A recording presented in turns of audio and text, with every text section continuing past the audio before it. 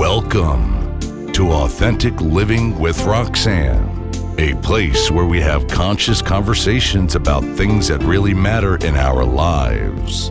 And now, here's your host, Roxanne Derhaj.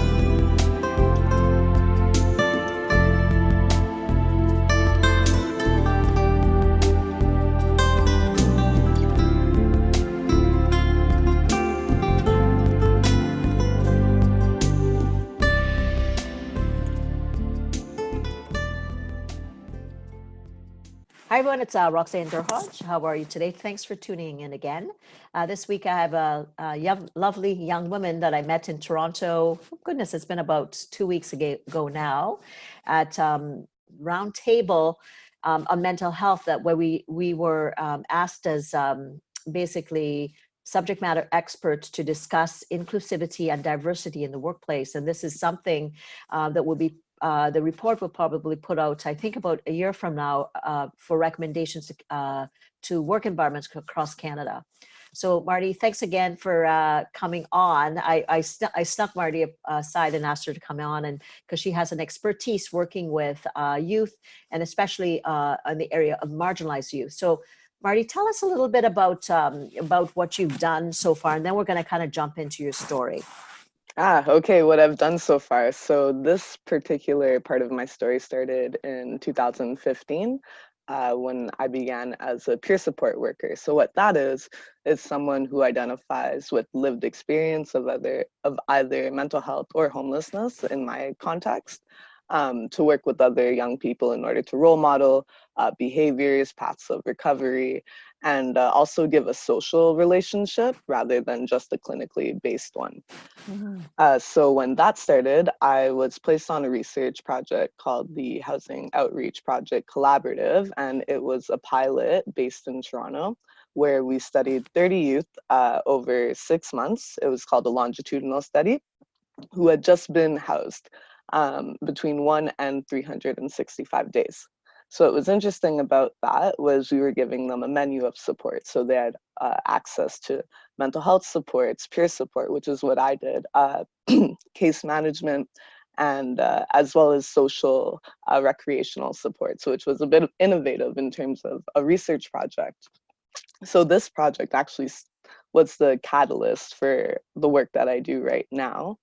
And what became of that was we saw that young people were accessing everything, but peer support was new in terms of a support for mental health. And so how could we make it more tasty? How could we bring them in? And so the idea that came around was to have a project for the young people to engage and talk about their experiences of homelessness and deliver a product to other young people based on that. So the main question I had them focus on was, what would you have liked to known 5 years ago or 10 years ago before all of this started? What information was missing for you in terms of resources, in terms of support, in terms of coping skills? So, okay, so your background, did you go to school for social work? Did you just kind of, your path was you're young, obviously you're quite young. For anybody that can see her, she's very young. And so she's obviously working in an arena which she fits into in her age demographic. Did you go to school and decide you wanted to work with this, or was it something that you kind of found along the way? Things have a funny way of coming full circle. So when I was in high school, I thought I wanted to go down this path. And, conversations came up about, are you going to burn out from this work? Is it going to pay your bills? So many questions.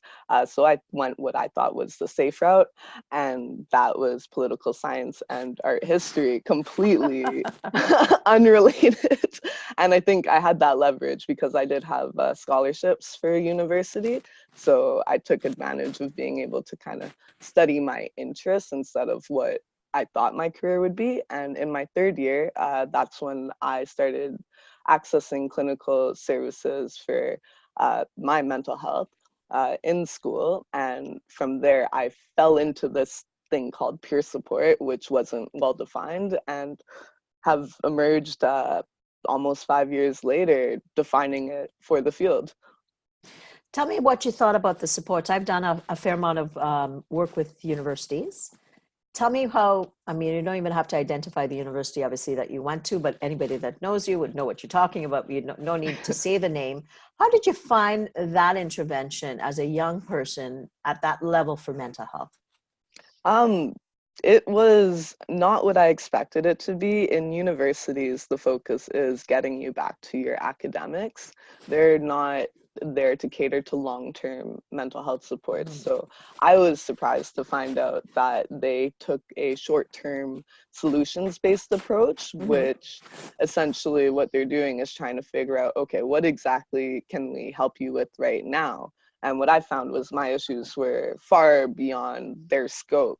Mm-hmm. Unfortunately, they were not able to refer me out, and I've come to understand that this is a very common experiences for students, which is why they will continue to go to school, suffer through whatever illness they're going through. And a lot of them are international students who, if Mm-hmm. they stop going to school, they'll have to leave the country, and when they go back home, they can't deal with those psychological issues.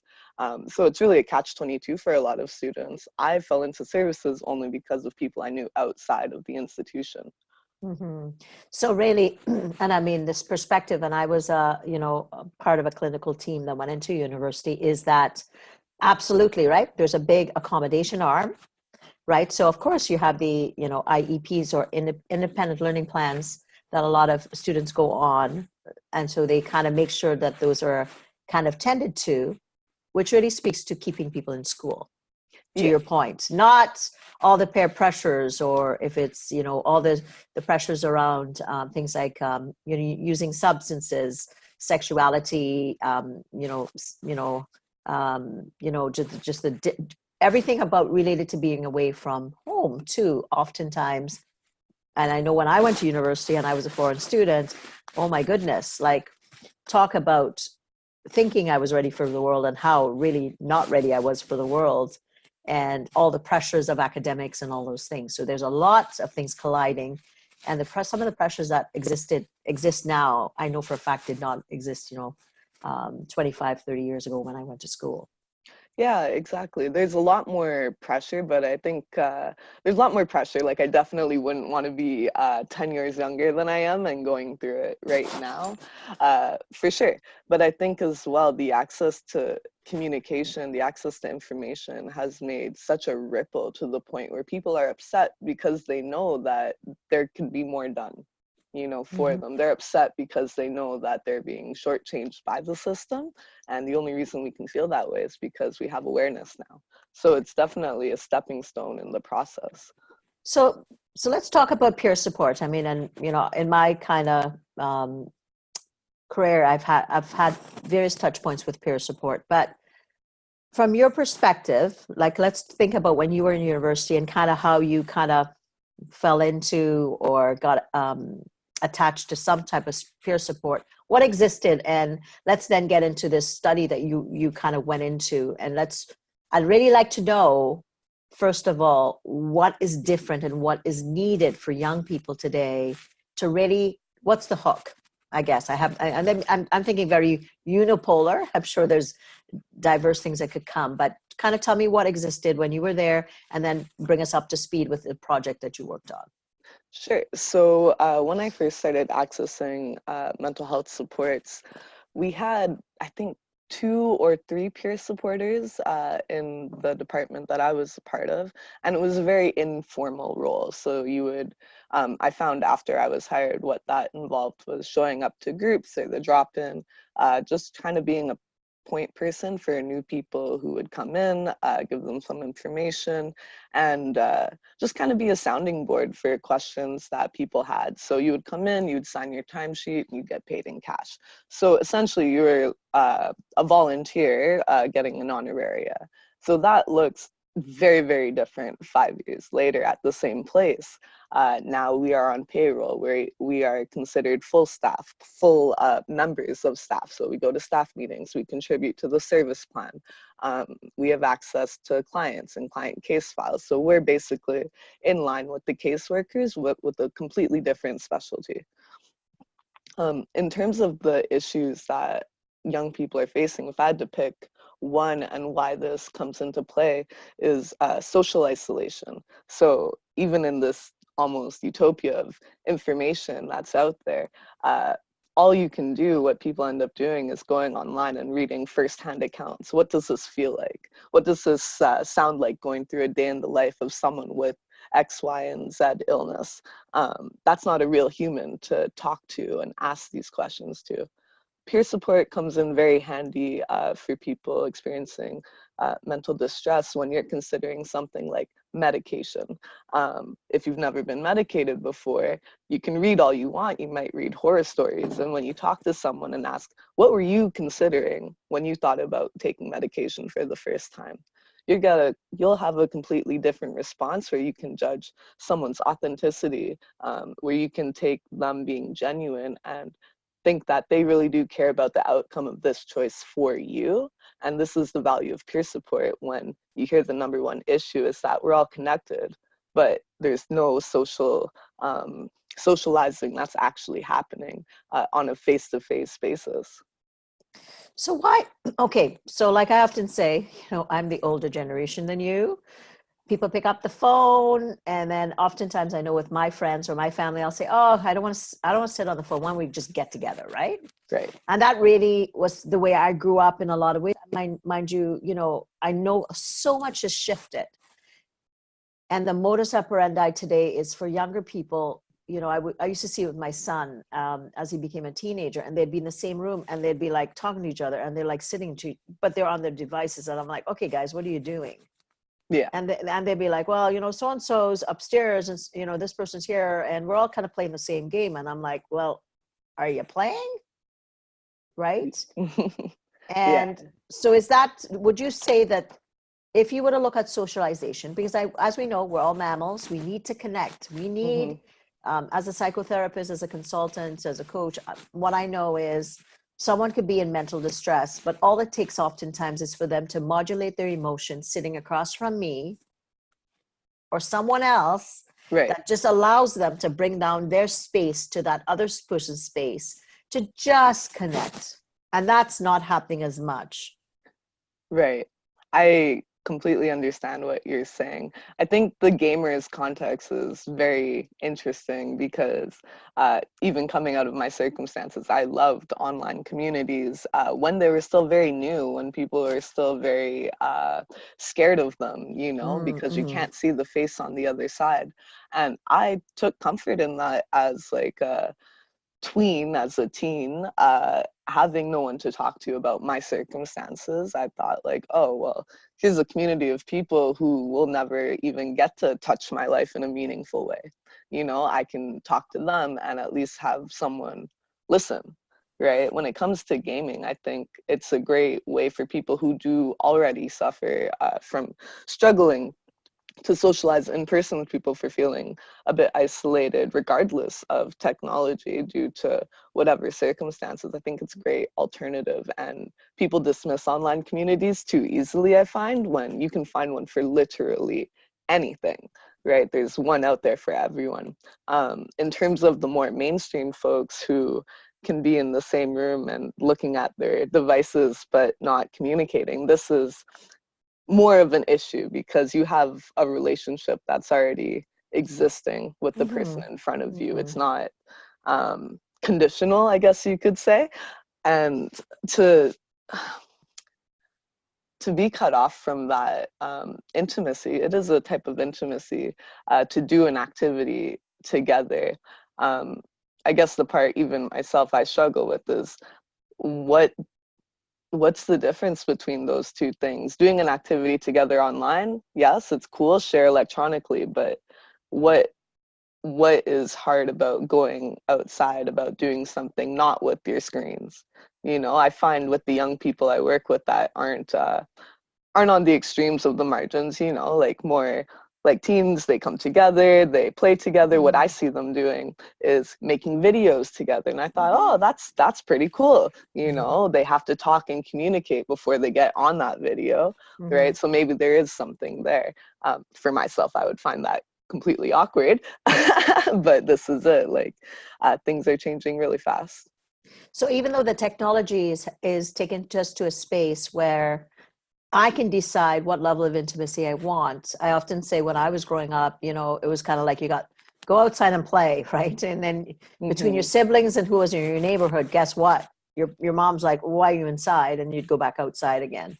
Right. But obviously with the shift in things, and it's not just one variable, it's not just online, it's the fact that people, obviously the structure of the family, what's conventional, who's home, there's so many variables that are happening all at once. And then of course, we're living in bigger cities, we're not as connected, there's a lot of things. Right. But the kids that, and not for me to say, other than I can tell you what I've seen in my practice over the years, is people are looking for connection.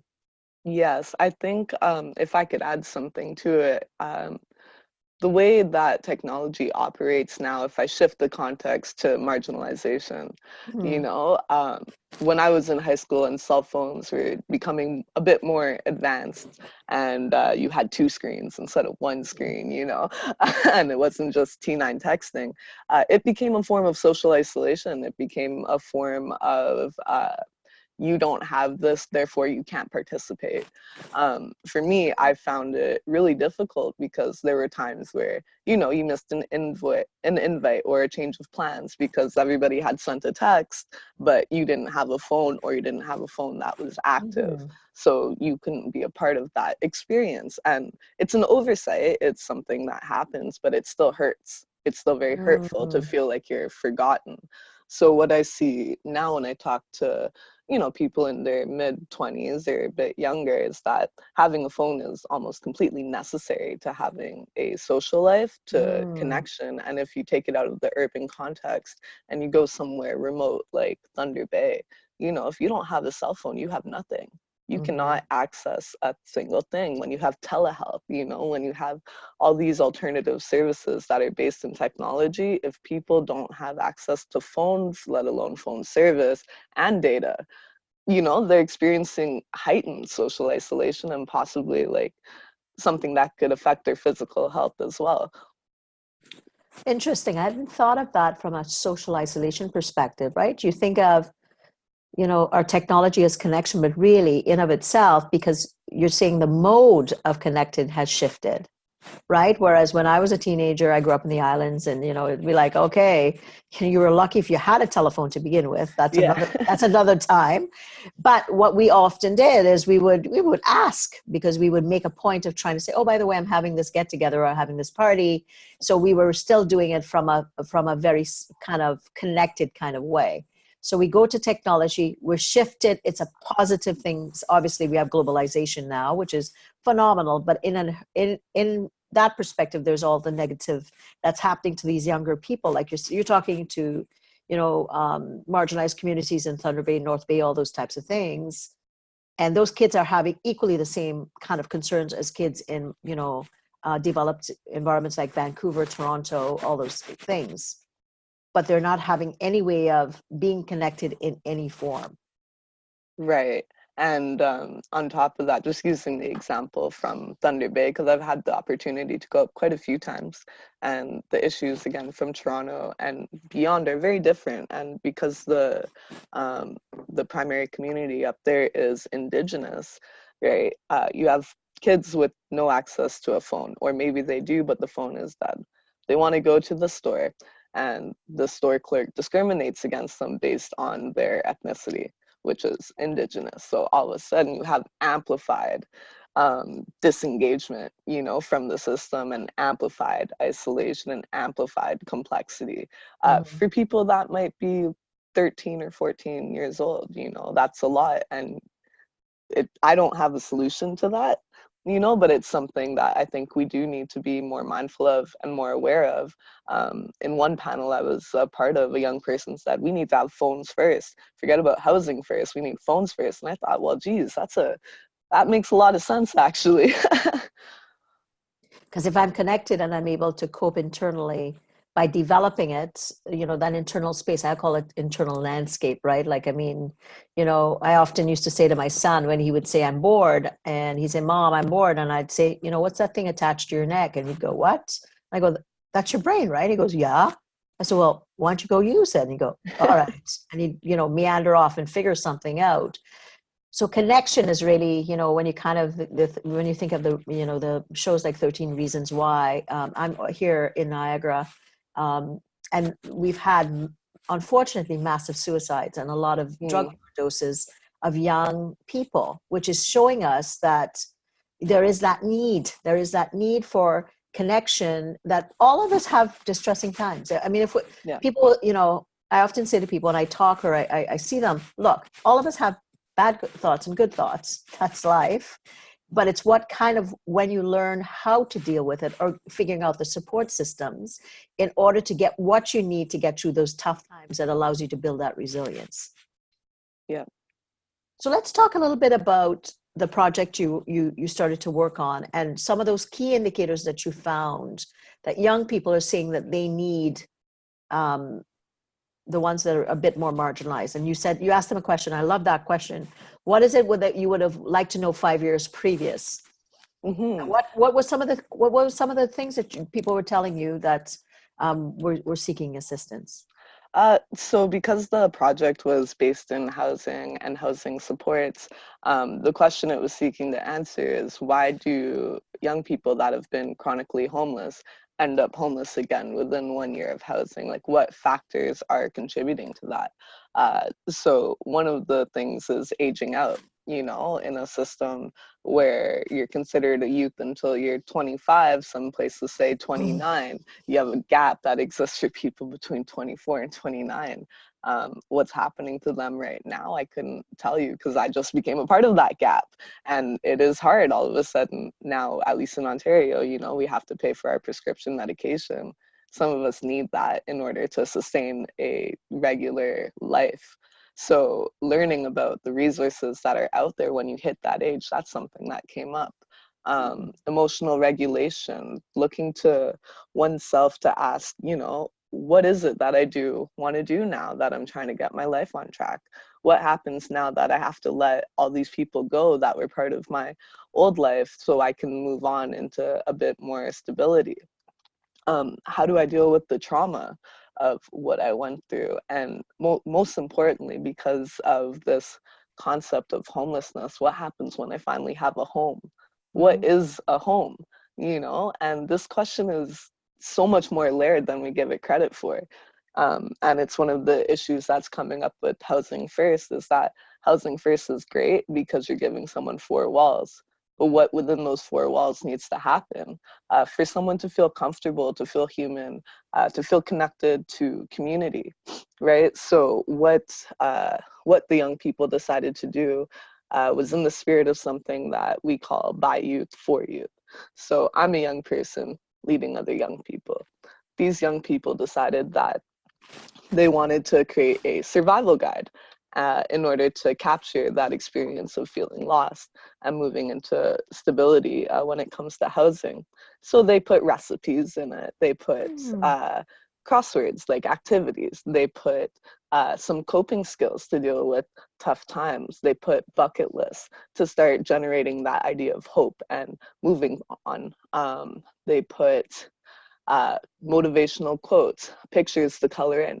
And all of that was based on things that they enjoyed, things that they learned that they wanted, and things that keep them busy. So they know that when you're in your house and there's nothing to do, that's when the isolation begins. You know, that's when you say, okay, well, I don't know what's in my neighborhood. You look at that list that says, check out the resources in your neighborhood, and go, okay, maybe I should do that. You know, it's just little prompts along the way. Wow, well, that sounds amazing, right? Because, you know, joking around, like, you know, when you have the guidance, like I speak to talking about my son, and, you know, I would say, you know, you could go down the street, you can go fishing, or you can, your friends can kind of pick up and you guys can go ride on your bike, and you can go to Tim Hortons to have a, you know, a slushie or whatever. So it's some of those things that maybe, so would you say that some of these marginalized kids, was there, and I'm assuming here, Marnie, so I don't know that this is true. Was there a lot of trauma and instability in family systems, or some not? Some not, you know, like it really depends. People leave home for variety of reasons. I know my reason for leaving was based in a continued instability and a continued feeling of unrest, which was, how long will I have this roof over my head until I get evicted again, or until I have to go, or until, and living on edge like that for, over 18 years, it really like messes you up in some ways. And it's okay to say that. I would say the reasons for my young people were varied. Some people came here as immigrants and they came by themselves, right? That's how they ended up homelessness, and getting out of that as, an 18-year-old, like that's pretty tough. You may not even speak the language, right? Who knows why you came? You may be a refugee, or maybe for more conventional reasons. That's one reason that people don't often consider as how you became homelessness. Is there trauma attached? Probably, right? But it's not my scenario. Right, right. So there could be a multitude of reasons. So what's the solution? Which one? The solution to, if I am trying to get connected, like to your point, and I'm getting integrated into housing, and I've never really kind of lived on my own, and I don't know how to regulate, and I get the space, and I want to set up shop, right? Like I can't wait till I have my own little spot and all seems good. But we know how difficult it is. I know when I moved on my own, and I never really truly lived on my own. And now that I think about it, I kind of went from university, then got married, and did that traditional thing that you guys don't do anymore, which is not a bad thing. How do those individuals get support to maintain independence without kind of freaking out, to put it bluntly? So I know for myself, I required a lot of unique support. So that included having friends to rely on, but it also included my health team, having my doctors to fall back on, and having medication to help with those things that I couldn't do myself.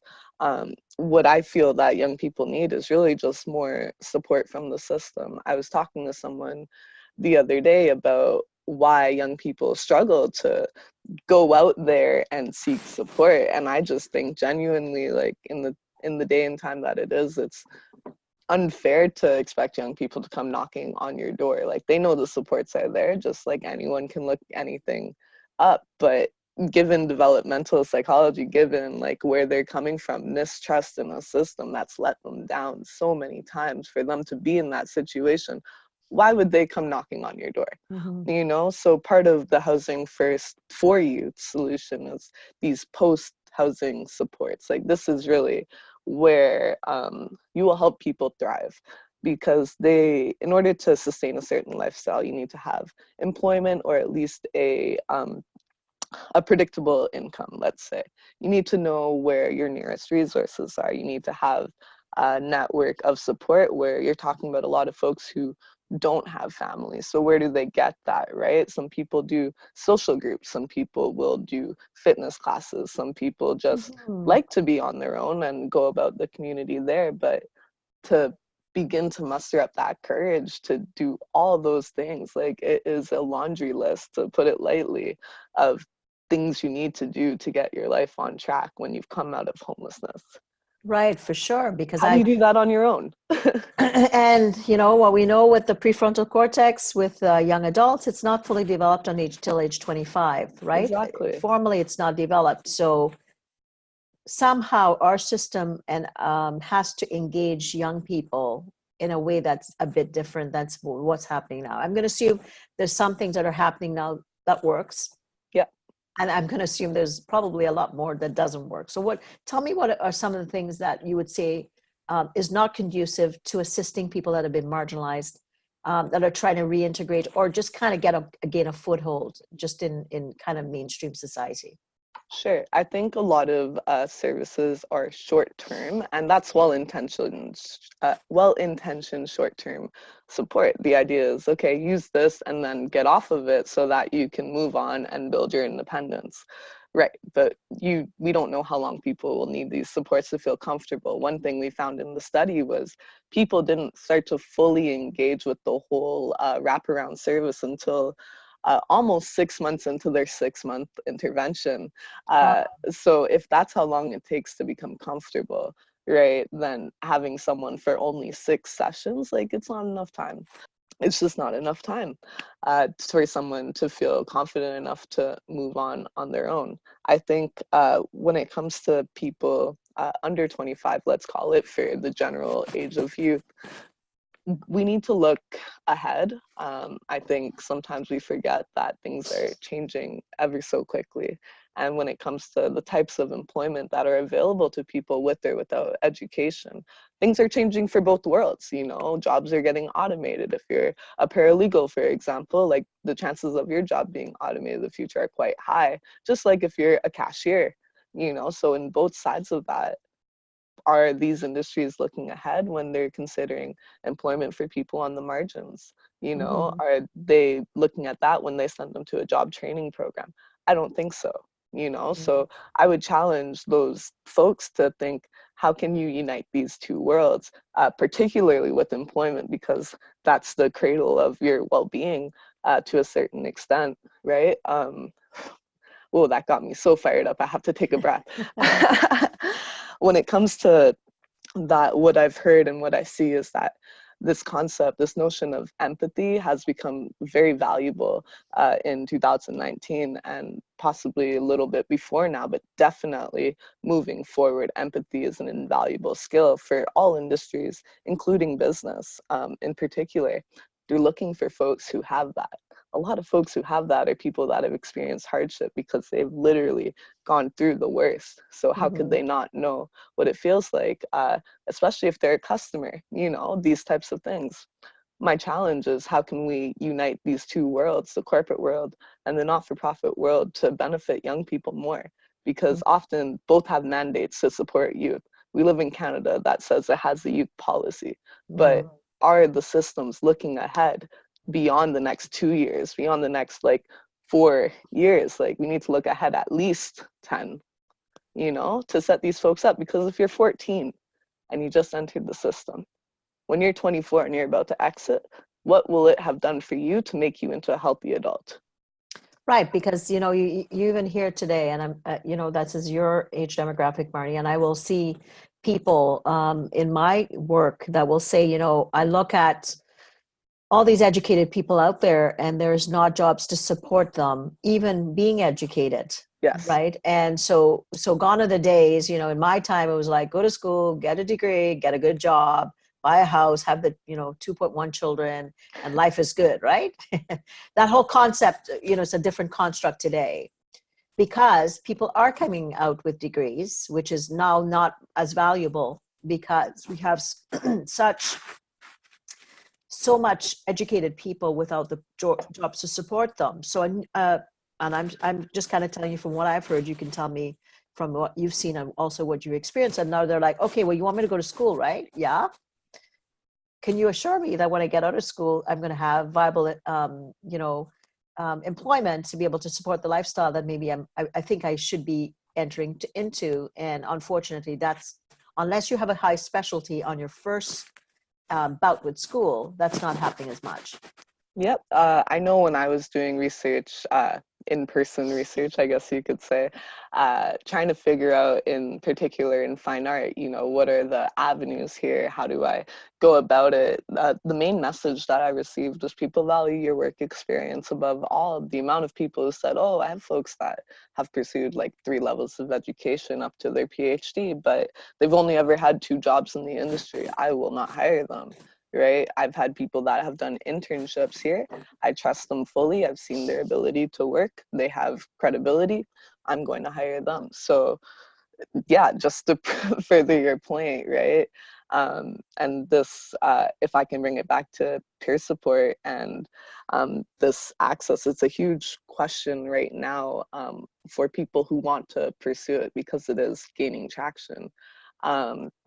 Is, how do I find a job in this? What's the minimum education? And there isn't a minimum formal education a lot of time. Usually it's based on a minimum age or a catchment area, or a area of lived experience. So if we take it out of like homelessness and mental health, maybe the area of experience is eating disorders.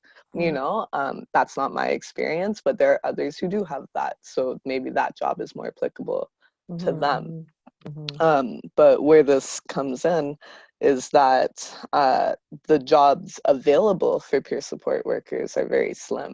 You know, there actually needs to be more funding injected to the permanent structures of organizations instead of it just being grant-based, in order to give people that security, right? It's 2019, you can create a job, you know, and jobs are being created that didn't exist 10 years ago, 20 years ago. This is one of them, right? But do enough people know about it to invest in that? This is where the hard work has to be done. Right, and economically, that's not where they put their money, you know, in structure, right? Because I mean, let's look into the world of psychology. You know, those are generally frontline jobs, or peer support is maybe even a primary job to a frontline job. So Right. the income may not be commensurate to what we're saying the outcome should be.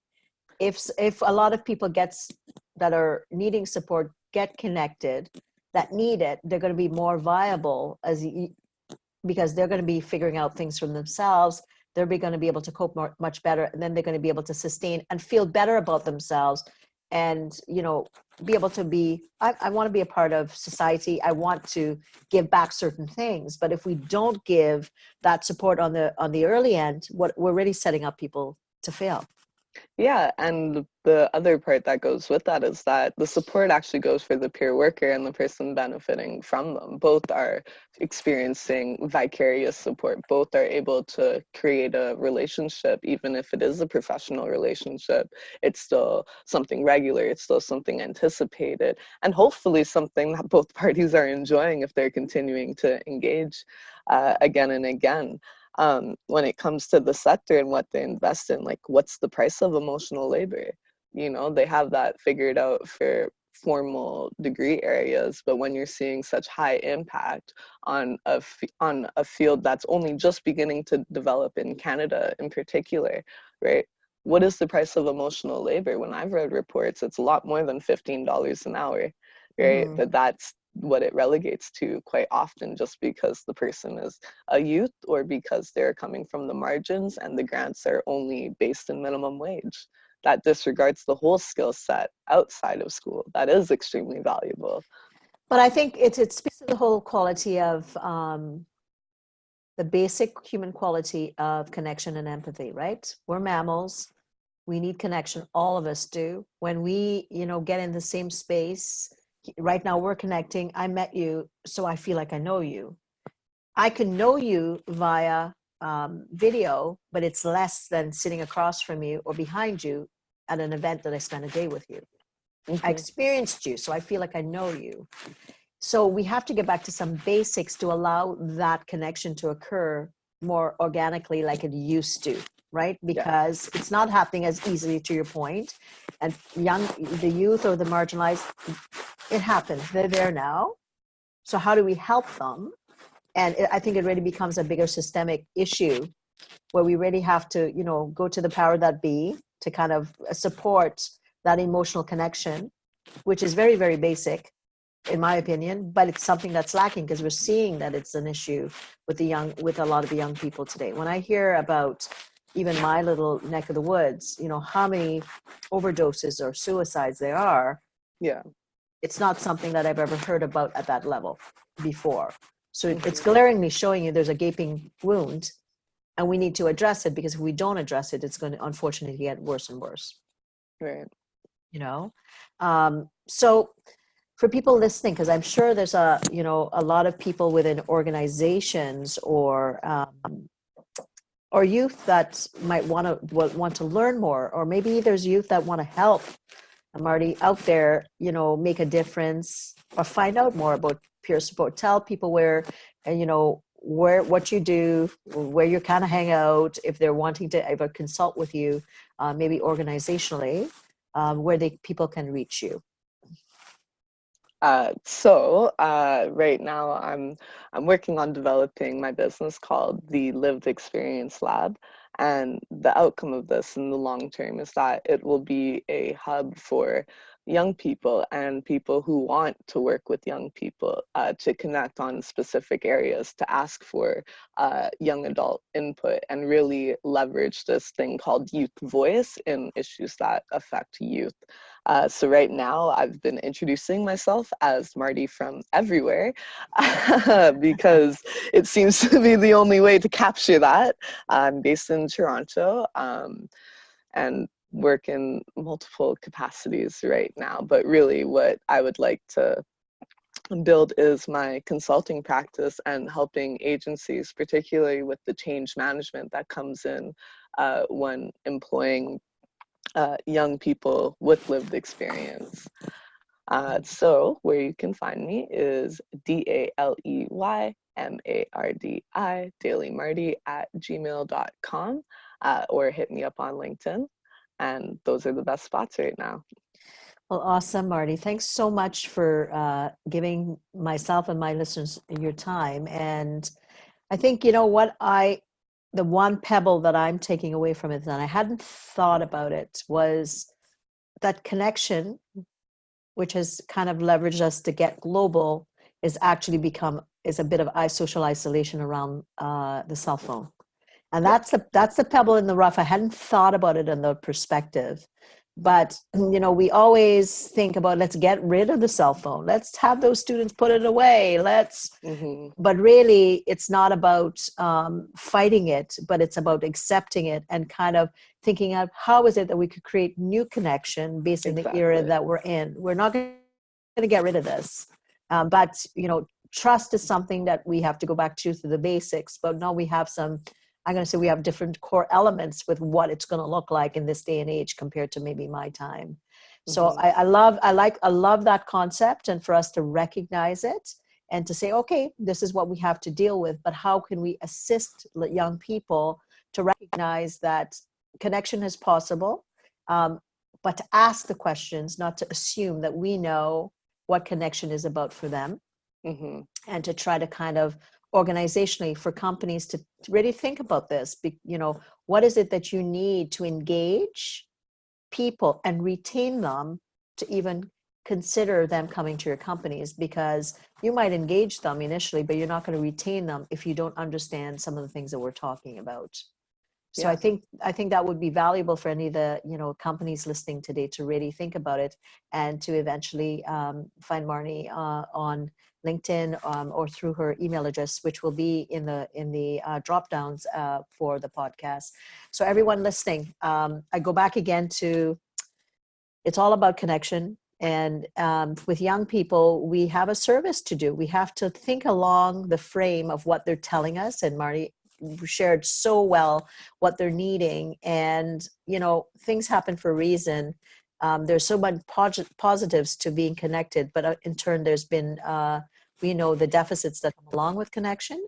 Let's not buck the system, just look at the system and see what is needed for us to be more empathetic and connected to the younger population, period. And even more so the marginalized population that's younger, and to see that what we can use and how we can advocate from, you know, a macro to a micro level, from, you know, high up all the way to the front line, to be able to engage people and ask the questions about what is it that you need to stay connected. So thanks again for being with us, and for everyone listening, thanks so much for giving us your time. If you're needing anything on me, you know, I'm a mental health and wellness keynote, and you can reach me at roxannedurhodge.com. Take care and have a great day. Okay, bye, Mardi. Bye. Thanks for tuning in to Authentic Living with Roxanne, creating the space for positive, healthy change. Roxanne is a keynote speaker, psychotherapist, and coach. To work with Roxanne, visit roxannedurhodge.com/blueprint. We'll see you next time on Authentic Living with Roxanne.